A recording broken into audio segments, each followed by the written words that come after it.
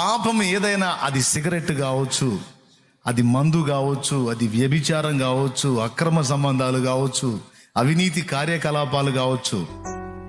దేవుడి బాధ అంతా ఏంటంటే, నువ్వేదో అక్రమాలు చేస్తే ఆయనకేదో లాస్ అయిద్దని కాదు, నువ్వు ఎఫెక్ట్ అయితే అది బాధ ఆయనకి. ఎందుకంటే ఆయన నిన్ను పిచ్చిగా ప్రేమిస్తున్నాడు.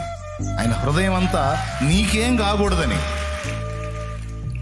నీకేం కాకూడదు, నువ్వు బాగుండాలి, నీ దేహం బాగుండాలి, నీకు ఇచ్చిన ఆరోగ్యం, నీకు ఇచ్చిన ఆయుష్కాలం అంతా కూడా హెల్దీగా నువ్వు ఉండి ఆయన పిలుపు అందుకో ఆయన దగ్గర చేరాలని.